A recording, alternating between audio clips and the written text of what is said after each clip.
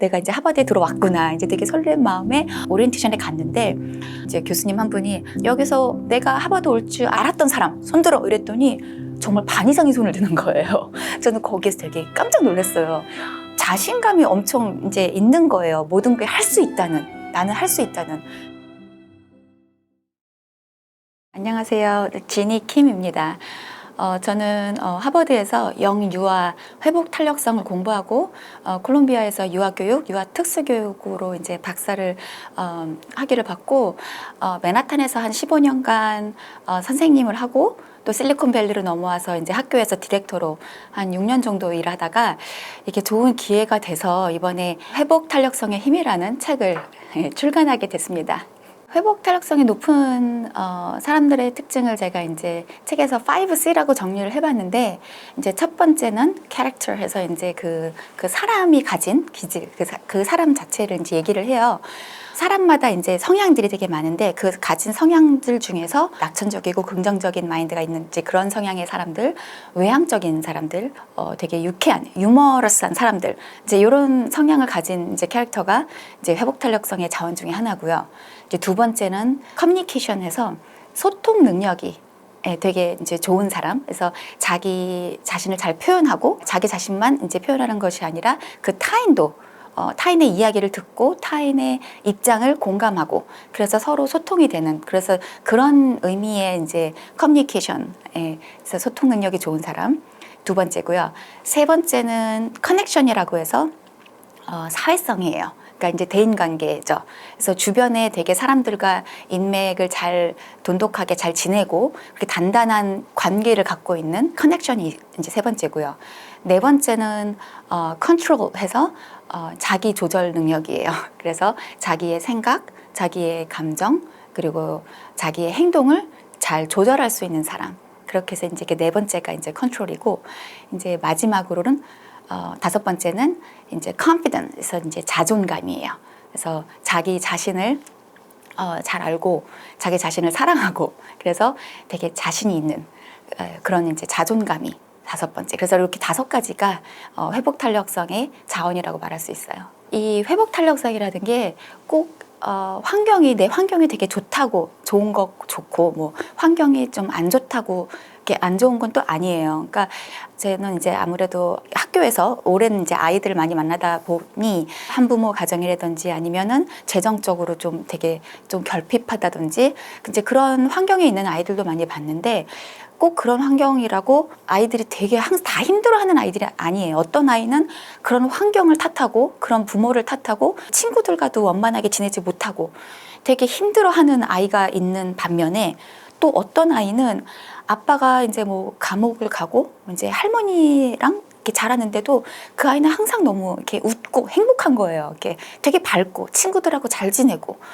그래서 이제 하루는 정말 먹는 걸 좋아하는 아이였는데 그 따뜻한 이제 음식을 식판에 받아오는데 그걸 엎었어요. 엎고 근데 그게 마지막이라서 더 이상 이제 따뜻한 음식이 없었거든요.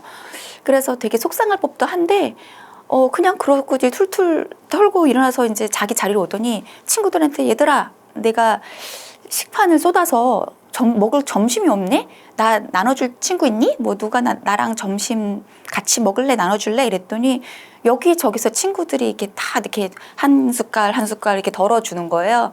그래서 이 친구가 막 나중에는 하하 그러면서 나 오늘 식판 쏟은 거 완전 럭키하다고. 그래서 내가 진짜 맛있는 거 다 먹어본다고. 그래서 되게 유쾌하게 넘어가는 거예요.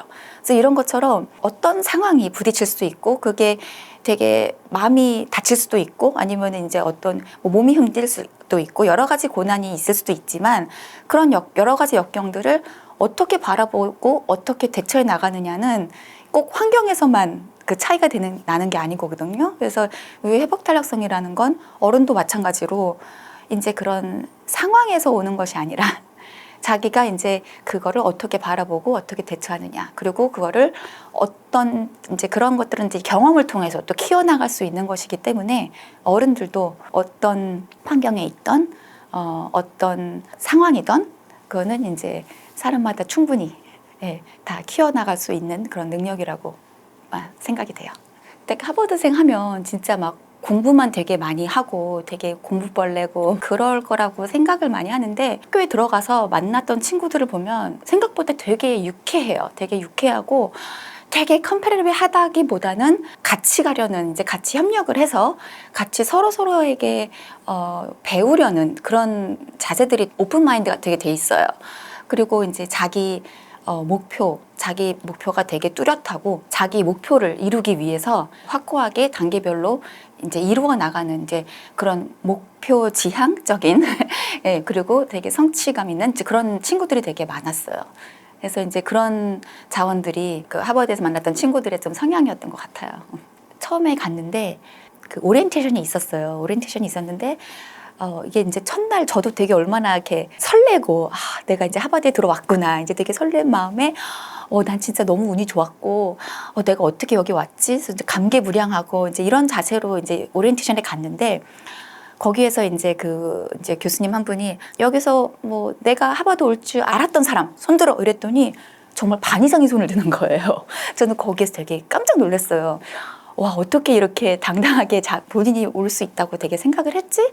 근데 그 한 면이 아니라 자신감이 엄청 이제 있는 거예요. 모든 게 할 수 있다는, 나는 할 수 있다는 그 프로젝트를 이렇게 진행을 시켜야 되는데 제가 막힌 거예요. 막혀서 이거를 어떻게 진행을 해야 되지? 이렇게 해야 될까? 저렇게 해야 될까? 해서 되게 막 고민을 하고 되게 힘들어하고 있었는데 그때 친구 하나가 자기 프로젝트가 저랑 동일한 프로젝트도 아니고 되게 다른 프로젝트인데 와서 같이 밤을 새가면서 제 프로젝트 플래닝을 같이 해주는 거예요. 그래서 전 그때 되게 감동을 먹었거든요.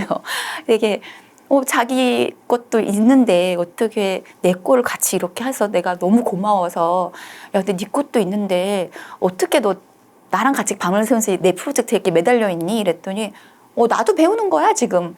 그러니까 나는 내 거는 다른 방법론이지만 난 네 거 같이 옆에서 하면서 나도 지금 배우는 중이야 이러는 거예요. 그래서 나도 도우면서 나도 같이 잘하고 있다는 그런 자세가 있더라고요. 그래서 그런 면에서 되게 놀랐었고, 회복 탄력성이라는 걸 요즘 되게 많이 어찌 보면 유행이라고 할까요? 많이들 좀 관심이 있어 하시는 것 같아요. 근데 정말 이 회복 탄력성이라는 거는 정말 중요한 우리 인생에서 없으면 안 되는 스킬이고, 다행인 것은 이 회복 탄력성은 누구에게나 다 잠재되어 있어요.